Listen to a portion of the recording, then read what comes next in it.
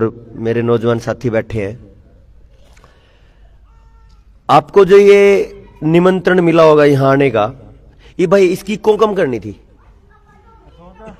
अशोक भाई, इको कम करनी इसकी। उसमें क्या कह के बुलाया आपको कि किस बारे में मीटिंग है? अच्छा, एक कर्जा माफ, सबको यही कह के बुलाया है? हाँ जी,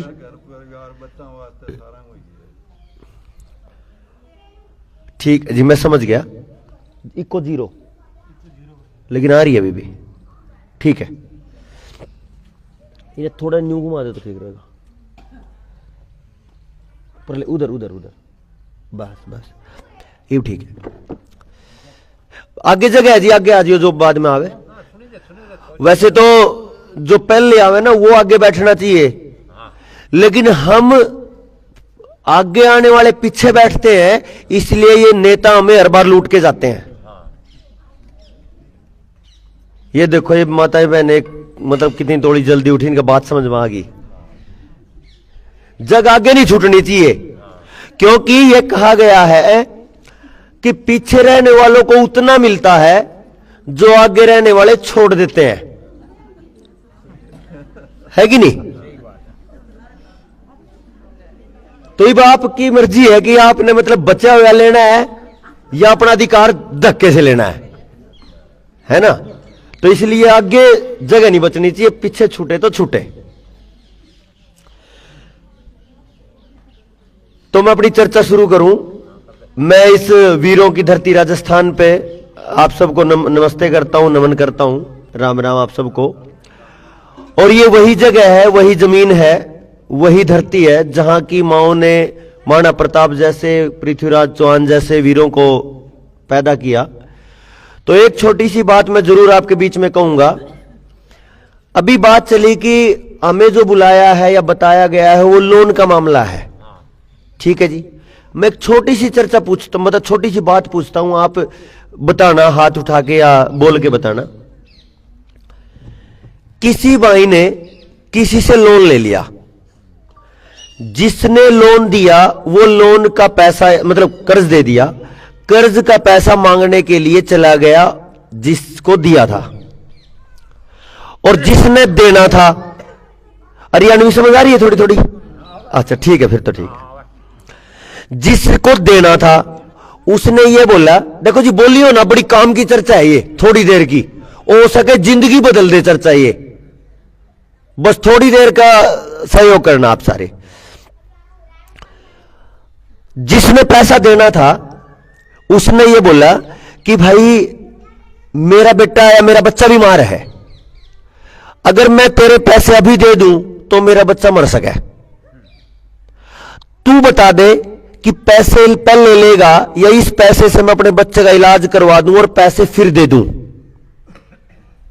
अच्छा, मान के चलो जो कर्ज देने वाले थे वो आप हो और कर्ज लेने वाला मैं हूं, और मैं आपको यह बात कहूं कि मेरा बच्चा बीमार है जी और मैं पैसा बाद में लौटा दूं, अगर कहो तो, नहीं तो ये पैसा ले जा, मेरे बच्चे के साथ जो होगा होगा। आप कौन सी बात मानोगे या कौन सी बात कहोगे? हाँ जी, माताएं बैठी हैं, कौन सी बात ठीक है? हाँ जी, अपने टाबर ने बता लिया, सब कह रहे हैं ये बात। तो इसका मतलब तो यह है कि जो रुपए वाली बात है, कर्जे वाली जो बात है, वो दूसरे नंबर पे है। सबसे पहले बच्चे की बात है, बच्चा बचना चाहिए, ठीक कह रहा हूं? यानी इस समाज में अभी भी हम उतने जिंदा बचे हैं, इतना तो हमारी इज्जत, इतनी तो हमारा सम्मान और एक दूसरे के प्रति लाड प्यार समझ बची है कि हम पहले नंबर पे पैसा नहीं रख रहे, हम पहले नंबर पे जिंदगी रखते हैं, भाईचारा रखते हैं, प्यार रखते हैं। इससे तो यही समझ आया। तो मैं जो कर्जे वाली बात है इस पे चर्चा करूंगा थोड़ा सा बाद में, पहले मैं उस बच्चे वाली बात कर लूं, क्योंकि आपने बोला पहले बच्चा जरूरी है, इसलिए मैं पहले बच्चे वाली बात करूंगा। यूं नहीं मजा आया।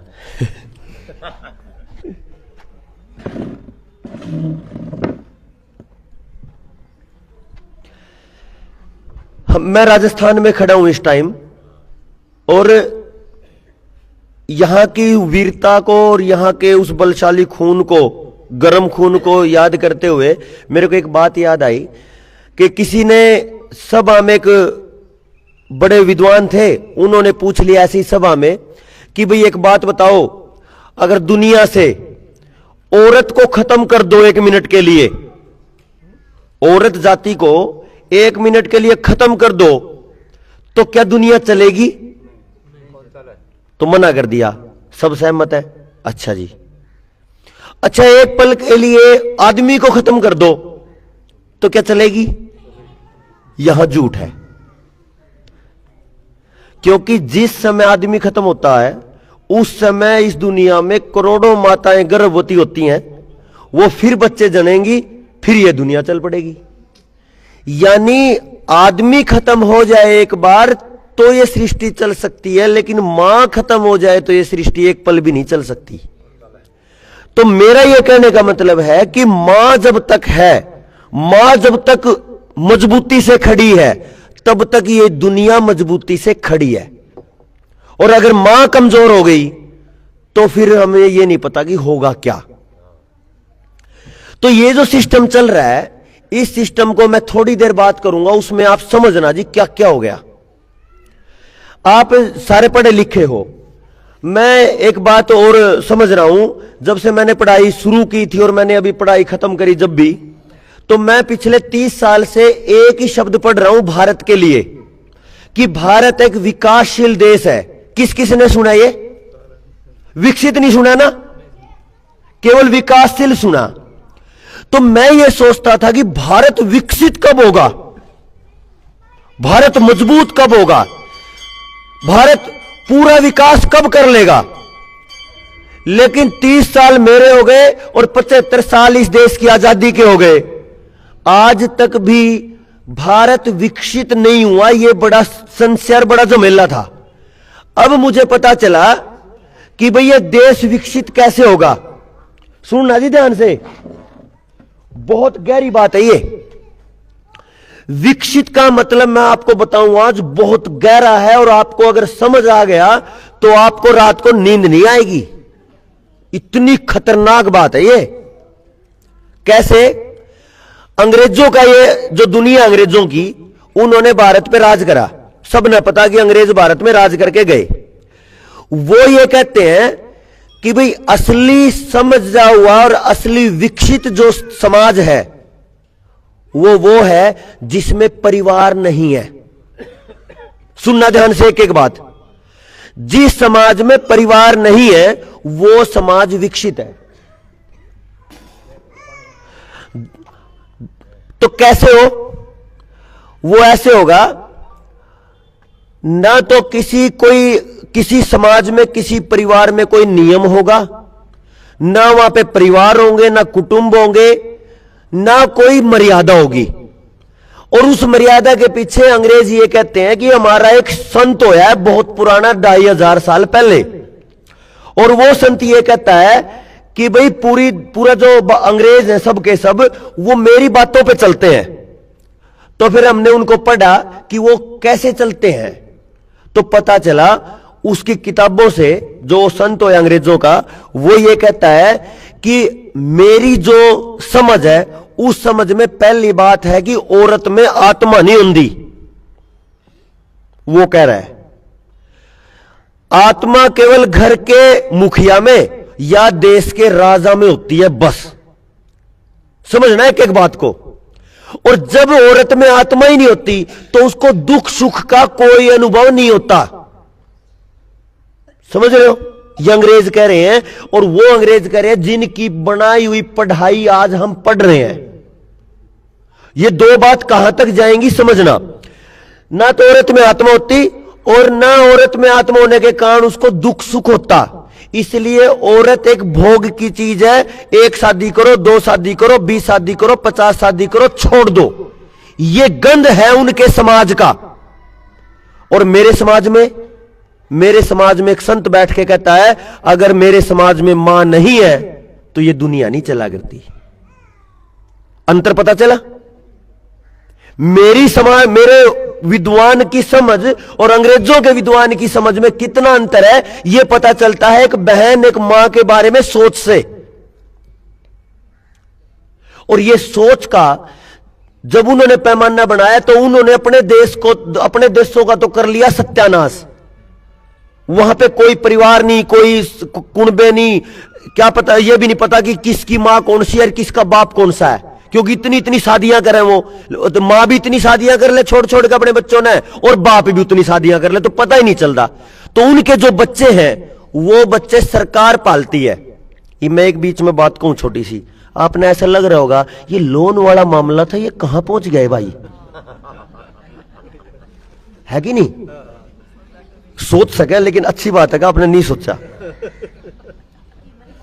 रुक के तो मारे थे, लोन कर माफी, मतलब लोन भरेंगे और हो गए शुरू, पता नहीं कहां भाई आ गए।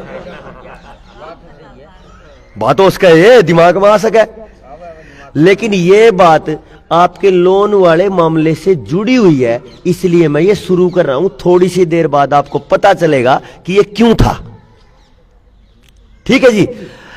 तो वो ये कहते हैं कि भी हमने तो अपने समाज को विकसित कर लिया।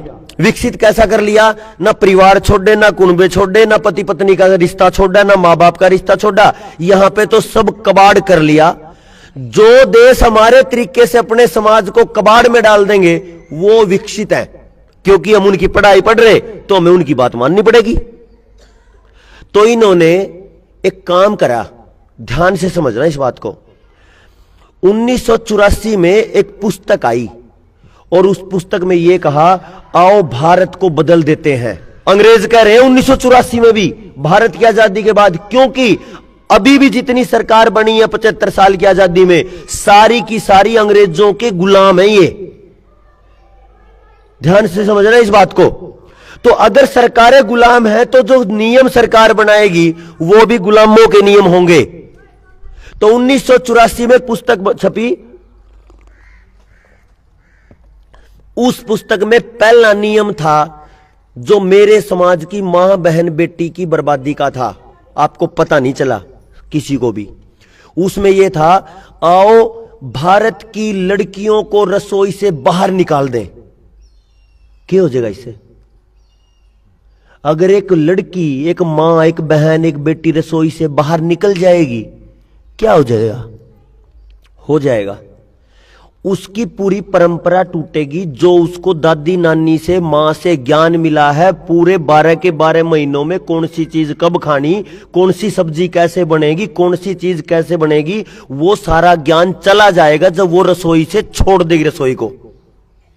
और जब महीने वाइज और मौसम के हिसाब से जब खाना बनाना वो बेटी भूल जाएगी, तो उसका घर पूरा का पूरा बीमार रहना शुरू हो जाएगा, क्योंकि या तो वो पिज्जा खाएंगे या बर्गर खाएंगे या कबाड़ खाएंगे। उनको ये नहीं पता है कि कड़ी में छौंक क्या किस चीज का लगेगा, अरवी में छौंक किस चीज का लगेगा, दूसरी चीजें कैसे बनेंगी, कुछ नहीं पता। जितनी बच्चियां आज जींस पहनने वाली या अंग्रेजी पढ़ने वाली है, उनको रसोई का कितना ज्ञान है? ना के बराबर। तो अब वो जो है उन्होंने पहला काम किया कि आओ लड़कियों को घरों से निकाले, पहला काम। दूसरा काम किया, प्राइवेट स्कूल कर दो, सरकारी हटा के। एक एक बात समझना, प्राइवेट स्कूल करो और प्राइवेट स्कूलों का प्रचार करो, बड़ा बड़ा लिख के बैनरों पे, लड़के लड़की इकट्ठे पढ़ने की व्यवस्था। सुनिए आपने, को एजुकेशन बोल रहा हूं उसने, लड़के लड़की एक साथ पढ़ेंगे। पहली बात, लड़कियों को रसोई से बाहर निकालो। उसके लिए नारा दिया उन्होंने बाकायदा कि लड़का लड़की एक समान, लड़का लड़की एक समान, सारी जगह छपवा दिया। अच्छा, ये माताएं बैठी, कुछ बहन जी बैठी होंगी, जितनी ताई बैठी हैं, ताऊ ने कद अपने बराबर में खेत में काम नहीं करवाया? बताओ, ब्याह शादी में कद गेले नहीं ले गया? ऐसा कौन सा काम था जिसमें ताऊ पीछे रहे और ताई आगा आगा परेशान करी, या ताई बैठा दी और अपने आप लग गया? ऐसा कोई काम था? बता दो, एक बार दिखा दियो इधर, बताओ, था ऐसा कोई काम? नहीं था। समाज में कोई भी काम ऐसा नहीं था जिसमें अपने समाज की किसी मां बहन बेटी को पीछे रखा हो, अपने मां बाप, जो अपने पिताजी के समाज ने। अपने दादा दादाओं ने, किसी ने नहीं रखा। तो ऐसे समाज में यह क्यों कहना पड़ा कि लड़के लड़की एक समान?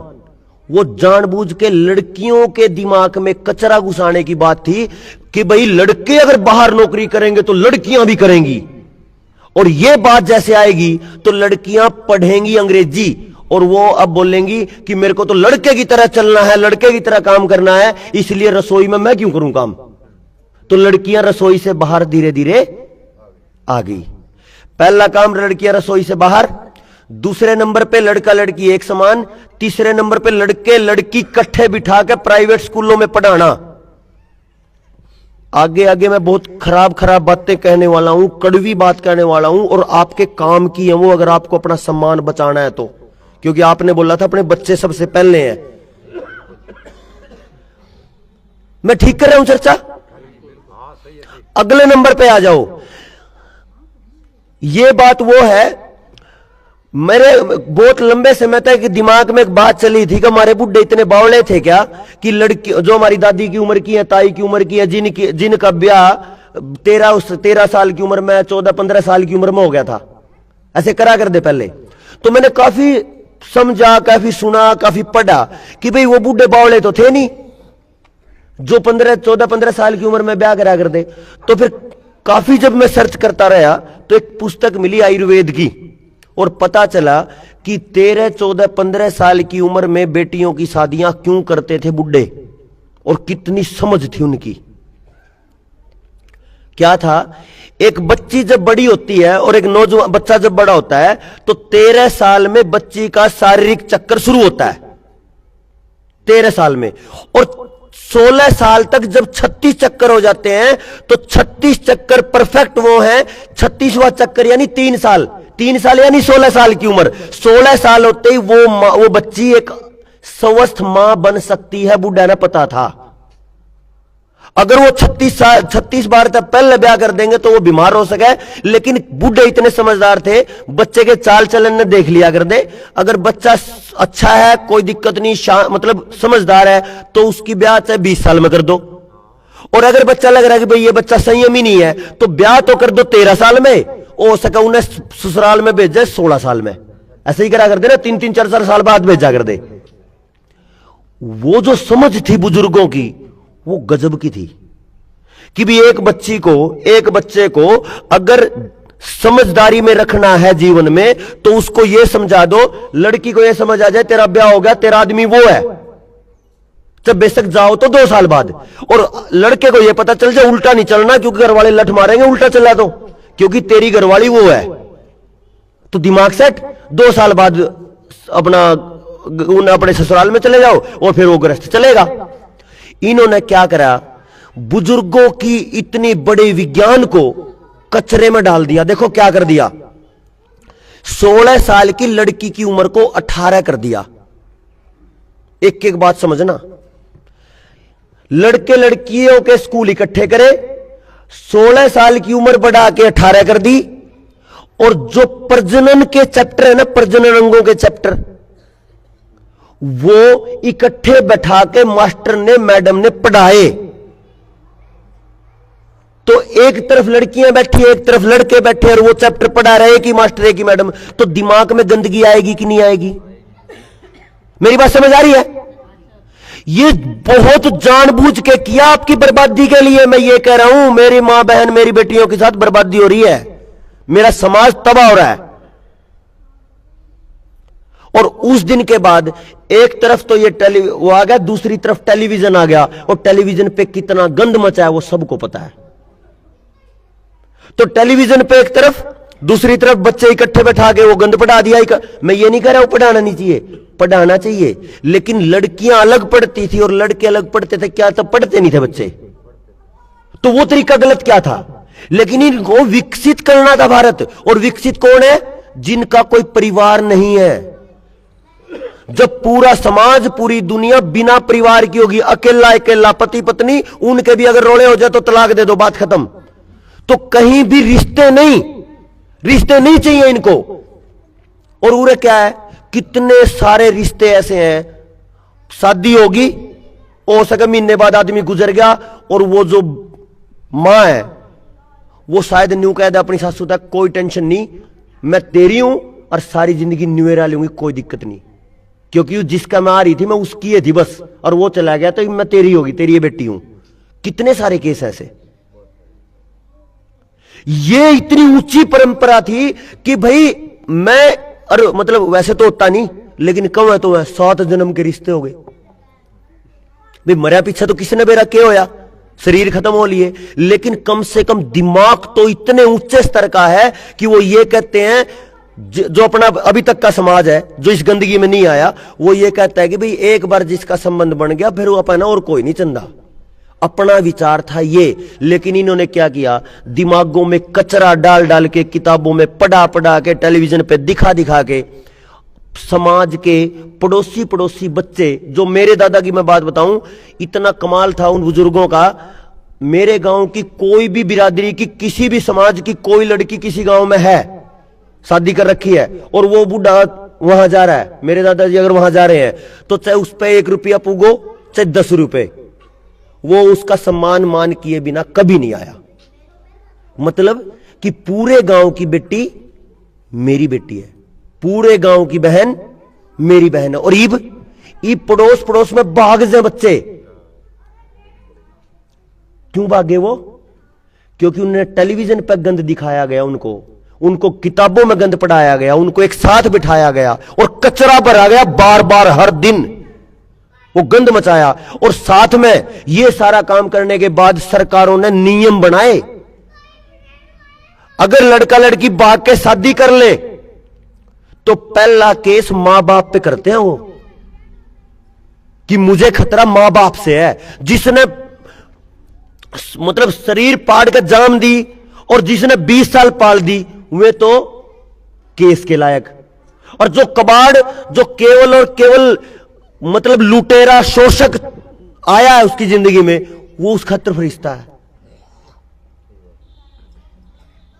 अच्छा, सोचना नहीं पड़ेगा?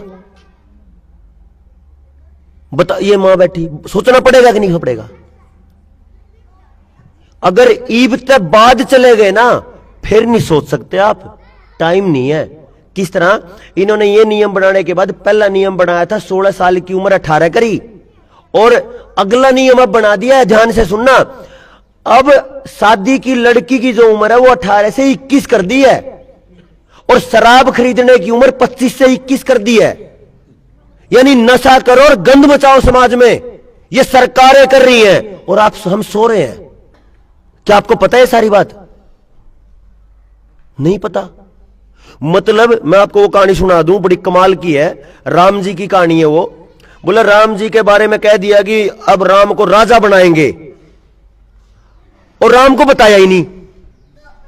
राम जी का नंबर राजा बनने का आ गया, राम जी को बताया ही नहीं कि भाई तेरे को राजा बनाया जा रहा है। तो क्या किया,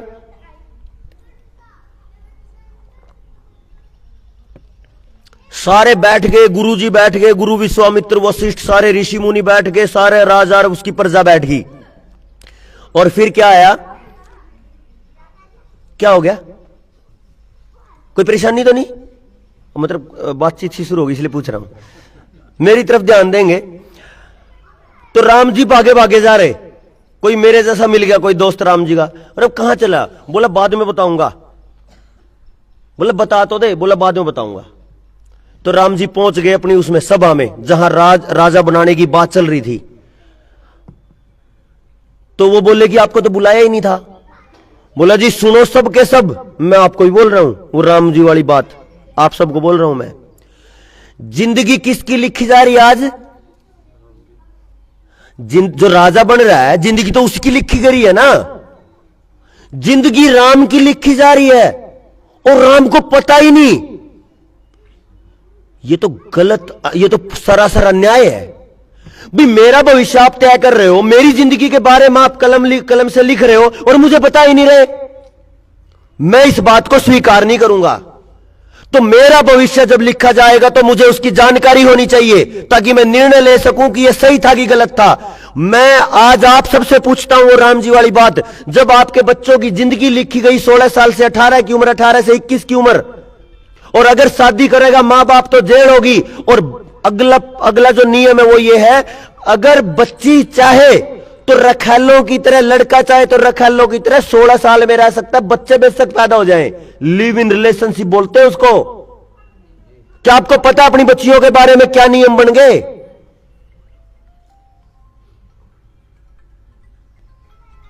भविष्य आपका लिख दिया, जिंदगी आपकी लिख दी, जिंदगी आपके बच्चों की लिख दी, और हमें पता ही नहीं। अच्छा, ये जो इज्जत के साथ खिलवाड़ नहीं होएगा, बोलने नहीं, ये वही महाराणा प्रताप का देश है। मुगलों को अपनी बेटियां दे दी थी कि नहीं? लेकिन उसके क्या खुजली थी, वो भी दे देता। अरे उसके क्या दिमाग में कीड़ा था कि उसने नहीं दी? वो सम्मान के लिए मरने वाला व्यक्ति था। और यही समाज है वो जो जिसके लिए वो मरा, जिसके लिए वो जिया, जिसके लिए घास की रोटी खाई। और हम क्या कर रहे हैं जी? उस सम्मान का हमने दिल्ला नहीं किया, हमने कबाड़ा कर दिया। वो रुक के मानेंगे हम महाराणा प्रताप के, लेकिन माननी किसी की नहीं। अगर बात मानोगे तो काम चलेगा। तो आपकी जिंदगी में कितनी गंदगी घोल दी गई, आपके बच्चों की जिंदगी नरक बना दी गई है, इस पे आपको सोचना पड़ेगा कि नहीं पड़ेगा? आपके खेतों में चलो, खेत पूरी तरह तबाह है, सबकी जमीन बैंकों में पड़ी कि नहीं पड़ी? बोल दे नहीं पड़ी है। पशुओं में देख लो, ना तो अच्छी नस्ल का कोई भैंसा है, ना अच्छी नस्ल का कोई खग्गड़ है, सब मारी जीरो।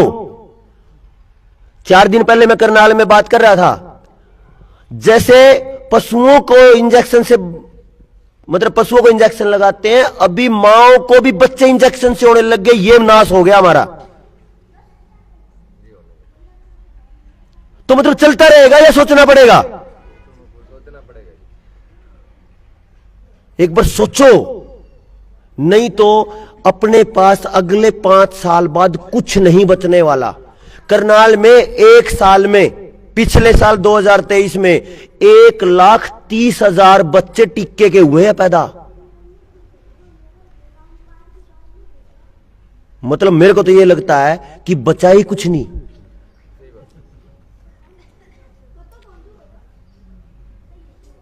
अगर किसी को पहले यह कह देते ना दोगले बीज, लठ बच जा कर दे, गंडास चल जा कर दे ना। कितना गंदा शब्द था। अब जो वो टिक्का लग रहा है, किसका बीज है किसका पता? हम 2 मिनट के लिए हंस भी सकते हैं, लेकिन मेरा तो अंदर वाला रोता है जी। आप हंसो, मुझे कोई दिक्कत नहीं है।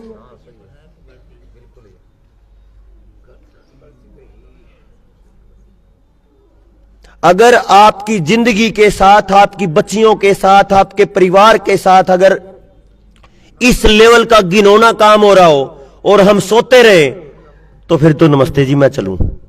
अगर नहीं बोलोगे तो फिर मैं क्या बोलूं? और अगर ये नहीं होना चाहिए, ये आपको सही लगता है, तो फिर आपको खड़ा होना पड़ेगा। कर्ज उतारने की जिम्मेदारी मेरी है, हम उतारेंगे कर्ज आपका। अगर आप सबका कर्ज हम उतारने की जिम्मेदारी ले लें, तो क्या आप हमारे साथ आओगे? बोल दी नहीं, आप बोलो इन तनी मैंने ठेका, वो जरूरी है। इन्हें तो धक्के तो ले आएंगे आप। ना अपने पास देखो बच्चे, इतना बांझपन और इतनी नपुंसकता है कि बच्चे पैदा नहीं हो रहे, पशुओं के बच्चे पैदा नहीं हो रहे, और बीज, खेतों के बीज नहीं बच रहे, सब के सब हाइब्रिड हैं, सब के सब। यहां पे ये एरिया कपास का भी है ना, नरमा है ना इधर। पता है नरमा क्या है? बीटी है ना। बीटी पता है क्या है?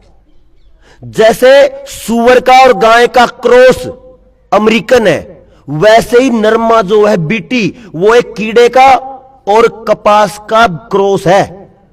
समझ रहे हो मेरी बात आप? और मैं इसलिए कह रहा हूं ये बात क्योंकि आपके नजदीक है ये चीजें। आप कपास को देख रहे हो, हरियाणा में हर साल 10-20 हजार किले कपास के बीच में जुताई करनी पड़े। बीटी कपास में, नरमा में इतनी बीमारी आती है, और कोई दवाई नहीं बनी आज तक जो नरमा का समाधान कर दे। जो बीटी का समाधान कर दे।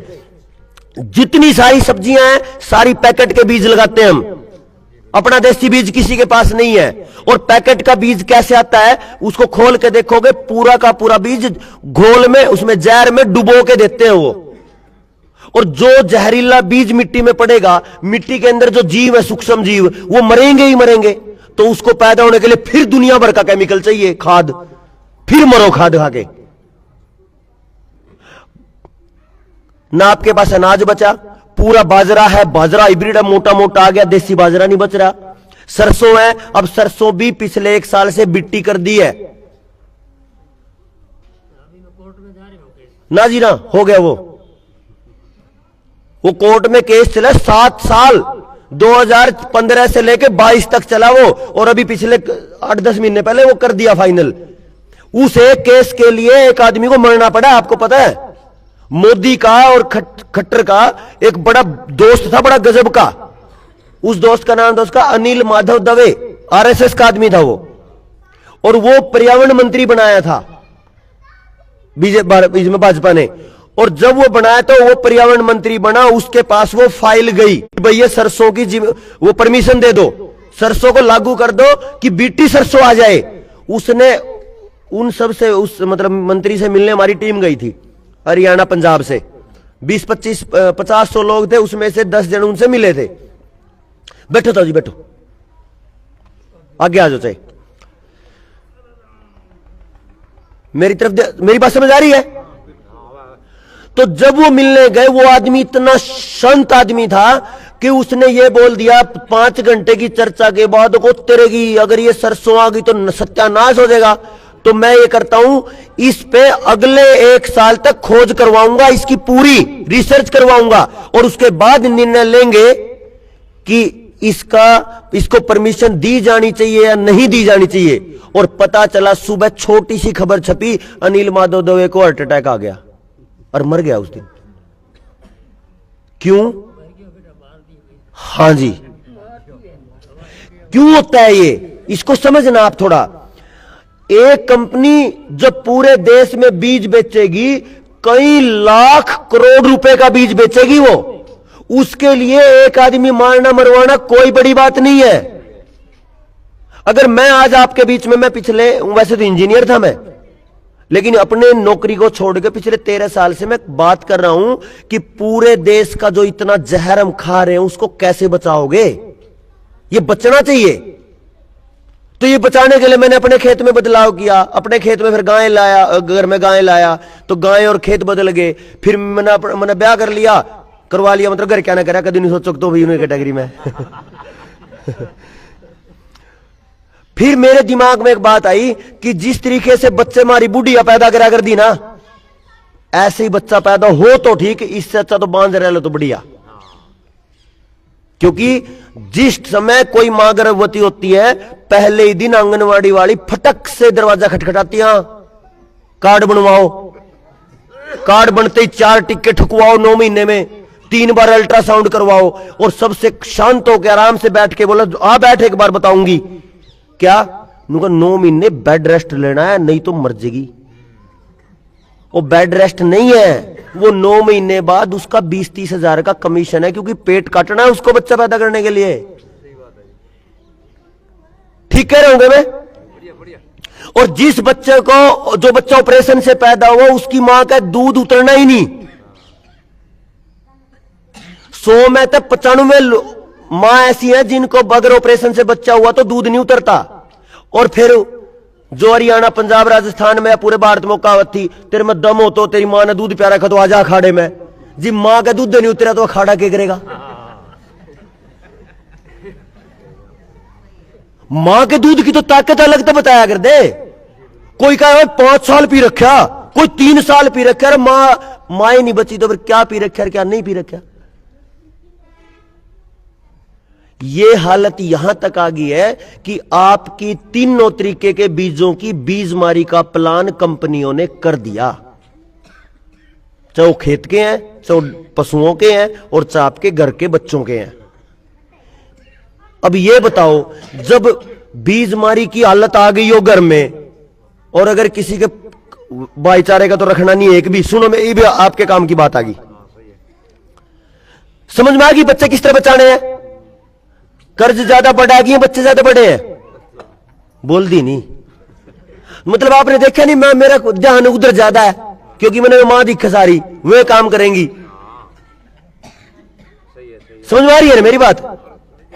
तो मैंने जब वो काम करा, तो मैं चक्की ले आया घर में, सबसे पहला काम हाथ वाला मैंने गंडासा रखा। गंडासा मतलब समझो ना? हाँ, हाथ वाला गंडासा, हाथ वाली चक्की। फिर कई जने ये कहते हैं आज वाली चलानी नहीं, तो तुम कौन सा उससे सिखाओ? बताओ कौन सी मांगोगी बेटी तू चक्की चला? कोई भी नहीं कह रही, ना ना तू पढ़, काम तो मैं ही कर लूंगी। और फिर क्या होगा, थोड़े सबकी बात नहीं है। नुका देख माई ध्यान तो सुन, मैं होगी 18 की, मेरी मर्जी, मैं किसी के लिए ब्याह करूं किसी के लिए ना करूं। वो जोनसी ने पैर कर, बेटी तू पढ़ बस, तने ठेका नहीं है, तने बर्तन की मतलब मांजने खातिर कटोरी नहीं ठानी, तने झाड़ू नहीं ठानी, तने कुछ नहीं करना, बस तू पढ़। वो 1 मिनट में कह जानूंगा मैं तो चाली और तू मौज मार, क्योंकि मैं 18 की होली मेरी जिंदगी। ऐसा हो रहा है ना? क्यों? क्योंकि अपन असली चीज तो उसे सिखाई नहीं। उसकी जिंदगी कैसे अच्छी चलेगी, उसके गृहस्थ में जाएगी, गृहस्थ में जाके उसको बच्चे पैदा करने हैं, आगे जिंदगी बढ़ानी है, वो जिंदगी अच्छी कैसे चलेगी किसने बताया? मेरे समझ में आया तो मैंने सबसे पहले अपनी श्रीमती समझाई कि अगर जिंदगी स्वस्थ रखनी है तो स्वस्थ बच्चा हो, बिना ऑपरेशन का हो तो बढ़िया। तो उसको भी समझ में आ गई, तो चक्की ले आया। उसका चलाने तो पहले मैंने खुद ही चलाई कि मेरा न्यू कहता है मेरे मन ठेका ठहरे क्या लेकर चक्की चलाने का, क्योंकि वो भी तो आज की है। लेकिन कभी ऐसा नहीं होता कि आज का और कल का। अगर आप समझदारी के साथ, मित्रता के साथ, विचार के साथ, समझ के साथ कोई भी काम करोगे तो उसमें दिक्कत कभी आंदी नहीं, क्योंकि वो भी तो जो साथ में आपका जीवन साथी है, चाहे वो आदमी है चाहे औरत है, उसको अपनी अच्छाई तो समझ आ रहा है ना। तो जब पूरा प्लान तरीके से ये काम किया, हाथ वाली चक्की, गाय का दूध, गाय का घी, लगातार 4-5 साल से हर दिन हवन करना, सारा जब चला तो एक मेरे गांव में 75 साल की दाई है, और मेरे को एक डर है, पूरे भारत की हालत है ये, जो जिनके पास असली ज्ञान था, जिन्होंने कभी भी गर्भवती माओं को बच्चा पैदा करने के लिए डॉक्टर के पास नहीं जान दिया, वे धीरे धीरे करके बेचारी धीरे धीरे अगले लोग सरक रही हैं, मरने मतलब जा रही हैं, और उनका ज्ञान लेने वाली आगे कोई औरत बची नहीं। और जो नालायक है, जो केवल कमीशन खोरी कर रही है, जिन्होंने कमीशन खोरी के नाम पे बीज मारी कर दी, वे डॉक्टर है। जिन्हें कुछ नहीं पता वे नर्स है, और जिन्हें सब कुछ पता वह दाई है। कहे ना दाई है, और जो सी बेवकूफ है जिन्हें क्या है का नहीं पता वह डॉक्टर है। कमाल है। तो हम एक अभियान चला रहे हैं पूरे भारत में, जहां जहां आपके सर्कल में कोई दाई नजर आए, उसका फोन नंबर ले लो, उसकी जानकारी ले लो। हम तैयार कर रहे हैं ऐसी बहनों को, ऐसी माओं को, जो वो दाई वाली डॉक्टरी को सीखने के लिए तैयार है। ये बचाना पड़ेगा अपने को। बात ठीक है? होना चाहिए ये। मैं करूंगा, आप भी करोगे। मैं अकेला कुछ नहीं कर सकता, कोई सबको मिलकर करना पड़ेगा ना, क्योंकि समस्या सबकी है। जिस तरीके से आप हाथ उठा रहे हो ना, मुझे खुशी हो रही है। तो ये सारी की सारी चीज देखो कैसे प्लान तरीके से, पूरी योजनाबद्ध तरीके से, मेरा ही समाज, मेरा ही परिवार, मेरी ही जमीन, मेरे ही पशु और मेरे ही जंगल। मैंने सुना है ये समाज बहुत ऊंचे स्तर का रहा है। बिश्नोई समाज भी है ना अपने पास, यहां पे भी बिश्नोई भाई कुछ सब बैठे हैं। ये वो लोग हैं जो प्रकृति के लिए, पेड़ों के लिए गर्दन तक कटवा गए, है ना वही लोग। अच्छा, पेड़ के लिए आदमी को मरने की क्या जरूरत है? अरे आदमी मर गया तो फिर पैदा हो जाएगा, लेकिन एक पेड़ मरता है तो कई हजार बच्चों की जिंदगी के साथ खिलवाड़ होता है, प्रदूषण इतना होएगा। तो वो लोग उस स्तर के, उस विचार के रहे हमारे पूर्वज, जिन्होंने चिपको आंदोलन तक किया ना, पेड़ों को चिपक गए, मार दो काट दो, पेड़ों को कटने नहीं देंगे। आपका ही एक परिवार है, आदिवासी परिवार छत्तीसगढ़ में। अगर आप टीवी देख रहे हो तो कहीं कहीं कोई नजर आ रही हो तो टीवी पे खबर नहीं दिखाते, वो मोबाइल पे आपको दिखेगा। आदिवासी एरिया के कई सौ एकड़ जमीन में फैला एक जंगल, हसदेव जंगल, उसको सरकार ने पूरी तरह सफाया करने के लिए विदेशी कंपनियों को दे दिया है। तो क्या जब वो मर रहे हैं, आज उनकी झोपड़ियां तोड़ तोड़ के फेंक दी है, उनके बच्चे मतलब ठंड से कैसे मर रहे हैं, क्या उनके साथ खड़ा नहीं होना पड़ेगा अपने को? आवाज थोड़ी ऊंची कर दो, होना चाहिए कि नहीं? तो इसमें एक पहला पॉइंट ये है कि अगर हम उनके साथ खड़े होते हैं तो आज जिसके हाथ में मोबाइल है, जो फेसबुक चलाता है, जो यूट्यूब चलाता है, जो व्हाट्सएप चलाता है, आज ही लिखना शुरू करिए। अगर हसदेव को काट दिया, हसदेव जंगल को काटा, हमसे बुरा कोई नहीं। क्योंकि पूरे देश से जब आवाजें उठेंगी कि हसदेव के जंगलों में रहने वाले आदिवासी भाइयों के लिए इतने लोग तैयार हैं, तो सरकार की कानों पे जू रेंगना शुरू होगी। और जब उनका यह पता होगा कि पूरे देश से आवाजें आ रही है, तो फिर वो कटना भी बचेगा। क्योंकि अगले ही थोड़े दिन बाद इलेक्शन आ रहा है। उनको पता होना चाहिए कि तुम्हारी औकात क्या है और तुम्हारी हालत क्या है।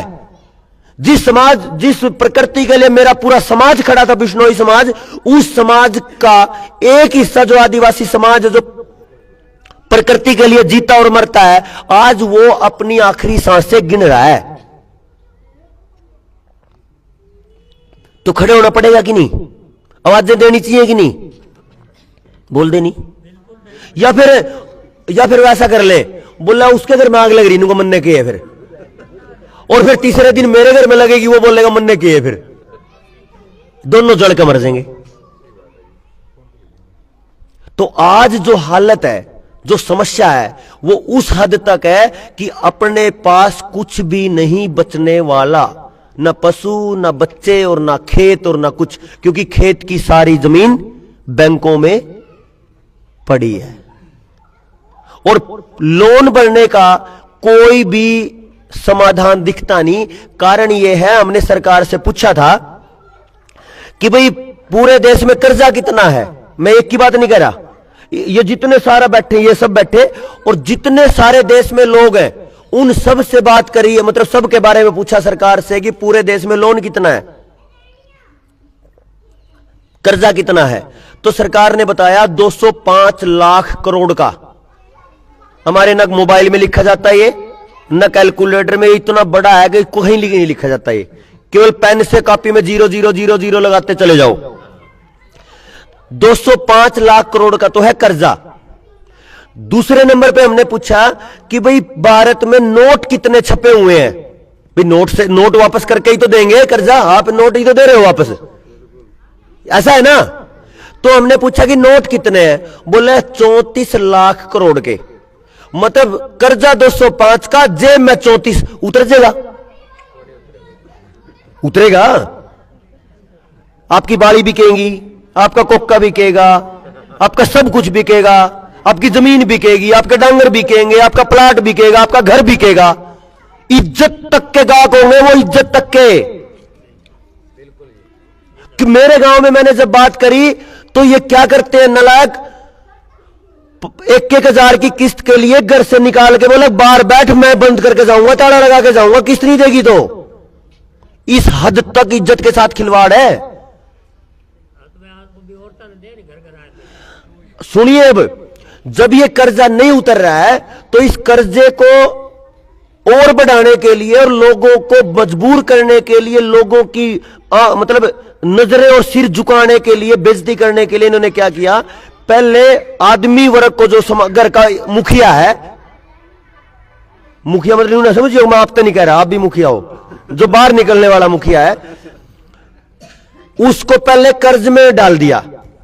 और जब वो कर्ज से पूरा समाज परेशान है, पूरी बेइज्जती हुई पड़ी है, ये जितना समाज देख रहे हो ना, पूरे गांव का, पूरे भारत का, दिक्कत क्या चल रही है पता है?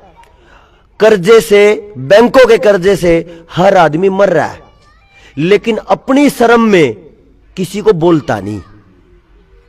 और सब के सब दुखी हैं, लेकिन बोलता कोई किसी से है नहीं। समझ रहे हो? और ये सारे के सारे लोग दुखी हैं और किसी एक बैंक के कारण दुखी हैं, तो हम सबका दुश्मन कौन होया? तो हम सारे इकट्ठे हो जाए तो बैंक को मारेंगे लट, हो गया साफ। लेकिन एक शर्त, हम केवल उसके साथ हैं जो भाईचारे का एक पैसा भी नहीं रखेगा, आपस में लेकर देना नहीं, ये सबसे बड़ी बुराई है। हम जिसके भी कागज लगवाए हैं उसकी पहले हमारी शर्त पहली है, अगर किसी भाईचारे का रख रखा हो तो बैंक से लेकर दे दे, बैंक से निपट लेंगे, लेकिन भाईचारे का नहीं रखना एक भी। क्योंकि जब हम एक दूसरे से दूर हो गए, इसलिए तो सारे आत्महत्या करने पर खड़े हैं। सारे इकट्ठे बैठेंगे, एक दूसरे का दर्द बोलेंगे, एक दूसरे का दर्द सुनेंगे, ये भड़क निकल जाएगी, रात में बढ़िया सोएंगे, तड़की बढ़िया उठेंगे, होगी मौज, बीमारी कट गई। लेकिन इस समय सब के सब टेंशन के मरीज है, सब के सब कर्जे में है, कोई किसी से बोलता नहीं। एक दूसरा अगर कोई मजाक में बोल रहा हो तो क्या पता मजाक के चक्कर में लठ और मार दे। गुस्सा है ना, क्योंकि दुखी आदमी का मजाक करोगे तो गुस्सा आएगा। तो एक चीज, दो हिस्से हैं ये। अगर आपने लोन लिया है कैश में, कैश लिया है ना, तो उसको बोल दो भाई अटका बढ़ ना जाइए उड़ान, क्योंकि कुछ प्रूफ है नहीं, तो मेरे तो दिया था कुछ। समझ रहे हो? ये माओ के लिए बोल रहा हूं मैं। और फालतू बोल नहीं सकता, एक थप्पड़ मार दियो खींचा खींचा फिरेगा, वो अपने आप नहीं आंदा दोबारा। इसका विज्ञान, अगर ये मोटे लोन की बात है तो इसका विज्ञान अलग है, लेकिन मैं छोटे लोन की बात कह रहा हूं। ये जो रुपया है 34 लाख करोड़ का, इसमें से मैं आपको बताऊं, पहले आप अगर आपने किसी बुजुर्ग को सुना हो तो वो बुजुर्ग पता है क्या बोल रहे हैं? नुके भाई पहले जो रुपये छपया कर दे वे सोने के बराबर में छपया कर दे। सुना आप लोगों ने? राजस्थान में तो उड़ान का तो पता नहीं, लेकिन जैसे जैसे ये इधर बीकानेर जैसलमेर उधर जाओगे तो वहां की जो राजस्थान है उनके तो भी चांदी के लिपावे, मारा तो पित्तल भी लिगड़ लिया है कि नहीं? अपने पास तो कुछ बच नहीं रहा, नहीं चांदी और सोने की तो बात दूर, पित्तल ही नहीं बच रहा, सब ने एल्यूमिनियम खा खा का कैंसर कर लिया। तो इसलिए अपन ने तो बचाया कुछ नहीं, लेकिन उधर अगर जाओगे तो अभी भी चांदी मिलेगी आपको और सोना भी मिलेगा थोड़ा थोड़ा। तो जो समाज इतनी बर्बादी में भी चांदी और सोने में रख रहा है, तो 50-100 साल पहले देखो कि सबके पास कितनी सोना चांदी होती होगी। तो रुपया जब छपता था तो सोना बराबर में रख के फिर रुपया छपता था। लेकिन सरकारों ने 1934 में अंग्रेजों ने क्या किया, रुपया छापने के बराबर में सोना रखना बंद कर दिया, ये नियम ही खत्म कर दिया। और क्या करा, अपनी मर्जी से नोट छपेंगे ये नियम बना दिया। इसी कारण से नोट तो है 34 लाख करोड़ और कर्जा है 205 लाख करोड़। फिर हमने एक और सवाल पूछ लिया सरकार से, आरबीआई से, रिजर्व बैंक से, कि जो सोने के बराबर में छपे हुए रुपये वे कितने हैं, तो वो तो उन्होंने बताया नहीं। तो हमने अलग तरीके से सवाल पूछ लिया कि अपने देश में सोना कितना है रिजर्व बैंक के पास, तो उन्होंने बताया 800, लगभग 800 टन सोना है। और 800 टन सोना अगर रख के उसके बराबर में नोट छापे तो 5.25 लाख करोड़ ही छपे बस। तो इसका मतलब सोने के बराबर में रख के छापे हुए जो नोट हैं वो केवल 5.25 लाख करोड़ के हैं, और जो बाकी 34 में तो 5.25 गए, 29.25 वे कौन से हैं? वे 1934 से जो नियम बनाया था कि अपनी मर्जी से छाप लो, वो नकली छापे हुए हैं। वो सारे 29.25 लाख करोड़ नकली छापे हुए हैं। क्यों? आपको देंगे, थोड़े दिन बाद आपसे लेंगे, जब आप नहीं दे पाए तो उन नकली नोटा के बराबर उनको जमीन दे दो, प्लाट दे दो। सारे देश की जमीन इस तरीके से फ्रॉड तरीके से चोरी से लूटी जा रही है, और ये समाज लूट रहा है, अपना ये परिवार लूट रहा है, अपनी इज्जत लूट रही है, अपना सब कुछ लूट रहा है। हर आदमी कैंसर से, हर आदमी बीमार होकर मरने की तरफ है। कब? क्योंकि हमने राम की तरह ये नहीं पूछा कि इस भविष्य मेरा लिख रहे हो तो हमें बताओ, हमें बताया ही नहीं। बताओ, बताया हो तो अब अगर हमें यह पता चल गया है कि भविष्य मेरा लिखा गया और बहुत गंदा लिखा गया, बेइज्जती करने वाला भविष्य लिखा गया है, तो फिर आप देखो, एक और 2 पॉइंट और बताऊं मैं आपको। बेइज्जती करने वाला भविष्य, लड़के लड़के शादी कर सकते हैं, लड़कियां लड़कियां शादी कर सकते हैं, इसका पता होगा ना। समलैंगिकता का कानून, यह भी सरकारों ने काम कर दिया। क्या यह प्रकृति है? क्या यह होना चाहिए? लेकिन ये तो हो गया, कानून बन चुके ये। मैं वो कह रहा हूं जो बन चुके, और जो बनने वाले हैं उसके लिए तो टाइम नहीं आज, नहीं तो मैं 5-6 घंटे बोल सकता हूं उसके ऊपर की जो आने वाला कल है। लड़की लड़का बन जाएगी, लड़का लड़की बन जाएगा, लिंग परिवर्तन का कानून बन गया। और टेलीविजन पे फिल्में आ रही हैं कि एक लड़का लड़की बना था और उसने बच्चे को पैदा किया। यह गंद आ रहा है, और वो गंद आपके बच्चे हर दिन देख रहे हैं टीवी पे, और उसको बोला जाएगा कॉमेडी फिल्में हैं, हंसने की फिल्में हैं। अरे वो हंसने की नहीं है, उस बच्चे के दिमाग में वो जो घर कर रही है ना, वो हम सोच भी नहीं पा रहे माताओं। तो मैं क्यों आया आपके पास? सुनो, मैं हूं इस दुनिया का सबसे लालची आदमी। मन ने तो अपना बालक बचाना, लेकिन वो बचेगा जीव जीव सबका बचेगा, तो मैं तो जहां तक रुक के मारदा फिरूं। अगर आपने लगा कि भाई सुनील का बचना चाहिए, तो वो जीव बचेगा, जीव आपका बचेगा, तो सुनील के गिले आपका बचेगा, आपके गिले सुनील का बचेगा, बन गई बात। लेकिन अगर नहीं उठे तो फिर यह समझ लेना कि आप अपने बच्चों की गर्दन पे छुरी आप नहीं चलाइए। और ये मैं एक मतलब मेरे दिमाग में बार बार एक बात आती है, वो मैं जरूर कहूंगा आपको। बिरड़ सुनिए, बिरड़ बिरड़ अगर 10-15 बैठे हो नहीं छत्ते में, उसके अंडे फोड़ के दिखाइयो, 15-20 बिरड़ मार देंगी, जानता है, कर सके ना। एक तो तड़पा देगी, अगर 1-2 लड़ जाए ना तो झंझना देंगी, 10 लड़ जाए तो हालत खराब, और 20 लड़की तो मार देंगी। यानी अगर बिरड़ की अगली संतान को आप मारोगे तो वो मर भी सके, और माल की मक्खी उसके छत्ते में उसके अंडे फोड़ के देखो, वो मर भी सके और बोल दे नहीं। एक कुतिया ब्याह रही हो, कितने किलो की है कुतिया? 5-6 किलो की। उन्हें पता चल जाए ना बराबर तक निकलने वाला आदमी तेरे बच्चों को परेशान कर सके, चिथड़े उधेड़ देगी आदमी के, खाल उधेड़ देगी, मतलब मर भी सके और हम ठहरे महान लोग, मानो प्रताप की कैटेगरी के लोग। हमने अपने बच्चे लिए और नर्स का दे दिए, ल ठोक दे टिक्के 3-3, 4-4, 8-8। कमाल है ना। ये पूछा कि भाई तू क्या टिक्के लगेंगे, क्या दवाई देगी, तू कौन है, तेरा क्या सिस्टम है, इसी टिक्के लगने के बाद अगर दिक्कत आई तो तू जिम्मेदार है कि नहीं, अपने कुछ नहीं पूछा। क्या है ये? मतलब हम कुत्ते तय, बिल्ली तय, माल की मक्खी तय, बिरड़ तय, सब तय गए काम तय। लेकिन एक बात और कही गई, जब तक किसी बात का पता ना हो तब तक 80 साल का आदमी भी बच्चे जैसा है। ठीक है जी बात, किसी चीज का बेरा ही नहीं।